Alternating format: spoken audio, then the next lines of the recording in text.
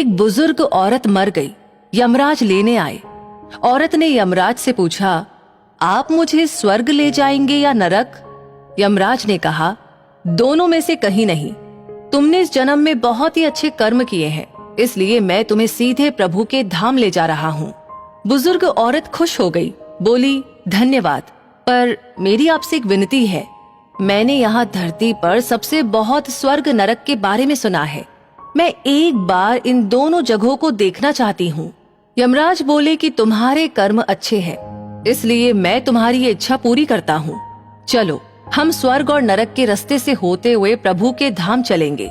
दोनों चल पड़े। सबसे पहले नरक आया। नरक में बुजुर्ग औरत ने जोर जोर से लोगों की रोने की आवाज सुनी। वहाँ नरक में सभी लोग दुबले पतले और बीमार दिखाई दे रहे थे। औरत ने एक आदमी से पूछा, यहाँ आप सब लोगों की ऐसी हालत क्यों है? आदमी बोला, तो और कैसी हालत होगी? मरने के बाद जब से यहाँ आए हैं हमने एक दिन भी खाना नहीं खाया। भूख से हमारी आत्माएं तड़प रही हैं। तभी बुजुर्ग औरत की नजर एक विशाल पतीले पर पड़ी, जो कि लोगों के कद से करीब 300 फुट ऊंचा होगा। उस पतीले के ऊपर एक विशाल चम्मच लटका हुआ था। उस पतीले में से बहुत ही शानदार खुशबू आ रही थी। बुजुर्ग औरत ने उस आदमी से पूछा, इस पतीले में क्या है? आदमी मायूस होकर बोला, ये पतीला बहुत ही स्वादिष्ट खीर से हर समय भरा रहता है। बुजुर्ग औरत ने हैरानी से पूछा, इसमें खीर है तो आप लोग पेट भर के ये खीर खाते क्यों नहीं? भूख से क्यों तड़प रहे हैं? आदमी रो रो कर बोलने लगा, कैसे खाए? ये पतीला 300 फुट ऊंचा है। हम में से कोई भी उस पतीले तक नहीं पहुंच पाता। बुजुर्ग औरत को उन पर तरस आ गया।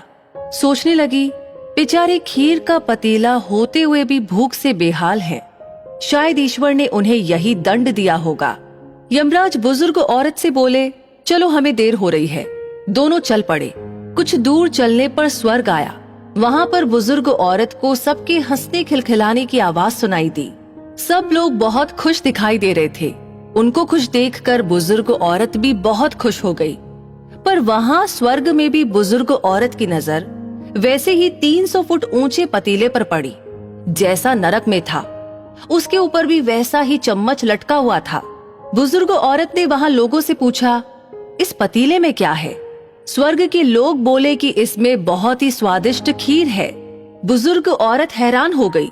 उनसे बोली, पर ये पतीला तो 300 फुट ऊंचा है। आप लोग तो इस तक पहुंच ही नहीं पाते होंगे। उस हिसाब से तो आप लोगों को खाना ही नहीं मिलता होगा। आप लोग भूख से बेहाल होंगे। पर मुझे तो आप सभी इतने खुश लग रहे हो, ऐसा कैसे? लोगों ने कहा कि हम तो सभी लोग इस पतीले में से पेट भर के खीर खाते हैं। औरत बोली, पर कैसे? पतीला तो बहुत ऊंचा है। लोगों ने कहा, तो क्या हो गया? पतीला ऊंचा है तो यहाँ पर कितने सारे पेड़ हैं। ईश्वर ने ये पेड़ पौधे नदी झरने हम मनुष्यों के उपयोग के लिए ही तो बनाए हैं। हमने इन पेड़ों की लकड़ी ली, उसको काटा, फिर लकड़ियों के टुकड़ों को जोड़कर विशाल सीढ़ी का निर्माण किया। उस लकड़ी की सीढ़ी के सहारे हम पतीले तक पहुँचते हैं और सब मिलकर खीर का आनंद लेते हैं। बुजुर्ग औरत यमराज की तरफ देखने लगी। यमराज मुस्कुराए और बोले, ईश्वर ने स्वर्ग और नरक मनुष्यों के हाथों में ही सौंप रखा है। चाहे तो अपने लिए नरक बना ले, चाहे तो अपने लिए स्वर्ग। ईश्वर ने सबको एक समान हालातों में डाला है। उसके लिए उसके सभी बच्चे एक समान हैं। वो किसी से भेदभाव नहीं करता। वहाँ नरक में भी पेड़ पौधे सब थे, पर वो लोग खुद ही आलसी हैं। उन्हें खीर हाथ में चाहिए। वो कोई कर्म नहीं करना चाहते, कोई मेहनत नहीं करना चाहते, इसलिए भूख से बेहाल हैं। क्योंकि यही तो ईश्वर की बनाई इस दुनिया का नियम है। जो कर्म करेगा, मेहनत करेगा, उसी को मीठा फल खाने को मिलेगा। तो दोस्तों, यही आज का सुविचार है। स्वर्ग और नरक आपके हाथ में है। मेहनत करे, अच्छे कर्म करे और अपने जीवन को स्वर्ग बनाए।